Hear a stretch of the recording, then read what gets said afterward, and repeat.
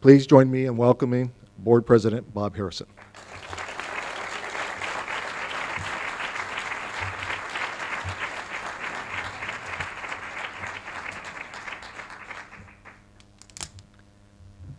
Well, thank you, and thank you for that nice introduction and the commercial. That was good.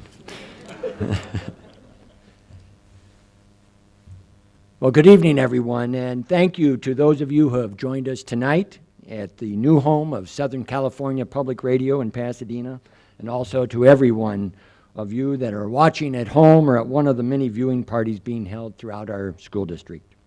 Tonight, I'm honored to have the opportunity to answer the question, what is the state of our schools in Pasadena, Altadena, and Sierra Madre? As I started to write this speech, I remembered the words of the late George Burns, who said, "The secret of a good speech is to have a good beginning and a good ending, and then having the two as close together as possible." So I'll try and heed his advice. So what is the state of our schools? Well, to truly answer the question, I believe it's important to first establish the method by which this school district is measured. Our community has many suggestions for this, and which method you hear depends on whom you are talking. For some, our schools are compared to the closest cities that surround us. And for others, the district is compared to how they remember a school from the past, as in, I went to, and you can fill in the blank, school when it was a good school. And when I hear that, I always think of the old adage from the humorist Will Rogers, who said, "Our schools aren't as good as they used to be. They never were."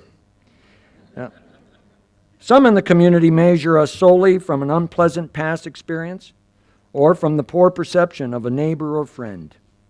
What is often overlooked, however, is that PUSD schools prepared many for the profession that they are in today. Many doctors, attorneys, scientists, members of the clergy, and elected officials are the products of a PUSD school. But the reality is, as tough as it is to measure up to some of these expectations, our board has posed a far higher standard as our vision for this district.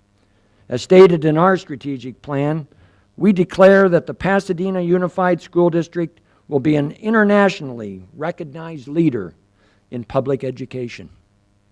Now, we know we're not there yet, but I believe we're getting closer. Every day there are efforts being made to provide a caring, engaging, and challenging experience for each of our 19,000 students. Tonight I'll share with you some of the highlights and initiatives that this district has achieved over the past year.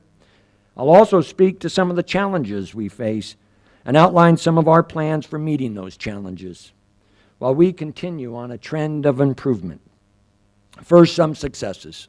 You probably saw the headlines in the Star News last week announcing that our test scores are increasing. This was in reference to the significant gains made in our API scores.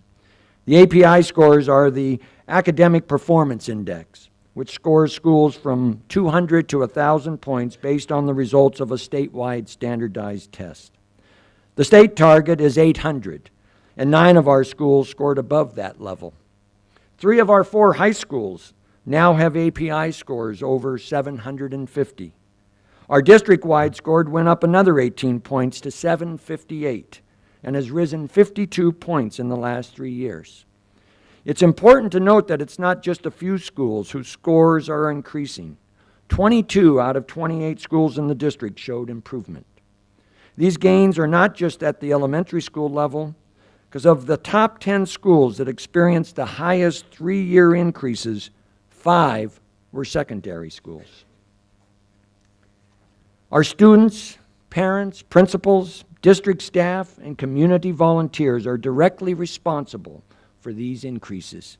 And I know that your school board and the community at large greatly appreciate your efforts. Another measure of improvement is the recognitions that many of our schools are receiving. This past year alone, both Field and Longfellow schools were named California Distinguished Schools. And Hamilton Elementary was selected as a National Blue Ribbon School. Hamilton is the first PUSD school to earn this honor, but I'm sure it will not be the last. Marshall continues to be named as one of Newsweek magazine's top national public high schools, and the U.S. News and World Report recognized them as a silver medalist. And each year, PUSD graduates from all of our high schools are accepted and attend some of the finest universities in the country, including MIT, Brown, USC, UCLA, UC Berkeley, Caltech, and Princeton. And this year, many of our grads took something with them, as over $5 million were awarded in academic scholarships. The average age of one of our schools, is 75 years old. And so, thanks, though, largely to this community supporting and passing a bond measure 2 years ago, we were able to implement a very ambitious facilities master plan that is bringing impressive improvements to these aging facilities. Since July of 2008, we have completed 200 projects, and most importantly, I am happy to share that 90% of these projects were completed on time and under budget. We thank the community members who are serving on our Citizens Oversight Committee, and we owe a great deal of gratitude to our Chief of Facilities, Steve Brinkman. Mr. Brinkman is leaving the district at the end of this month, and I wanted to take the time tonight to recognize and thank him for his tireless efforts, his sense of urgency, and the professionalism that he has brought to this district. Thank you, Mr. Brinkman. I think he's out there.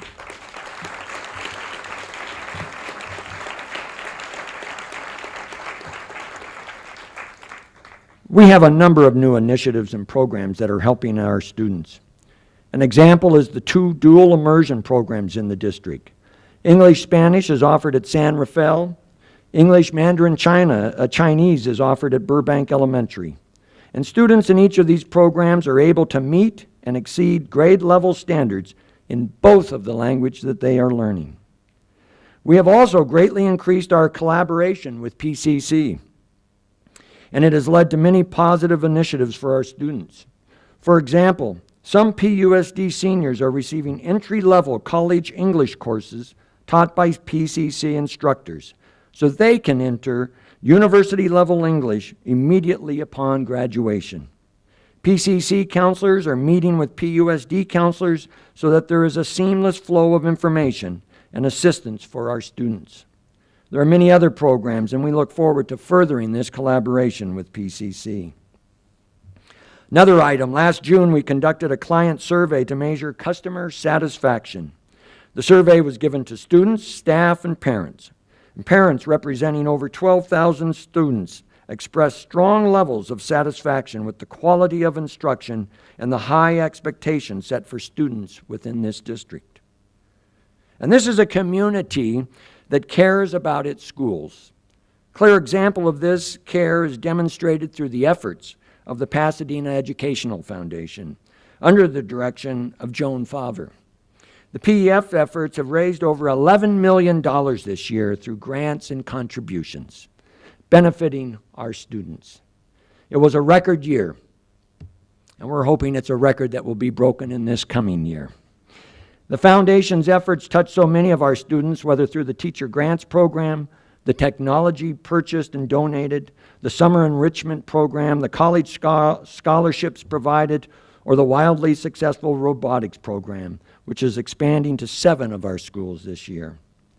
They have also been at the forefront of significantly increasing the number of businesses who are now involved in our college and career pathways. PEF is one of the oldest educational foundations in the nation, and much of its success can be attributed to Joan Favre, the only executive director the foundation has ever had. And Joan is retiring this December, so I wanted to recognize and thank her for the wonderful job she has done in providing services for our students. Thank you, Joan.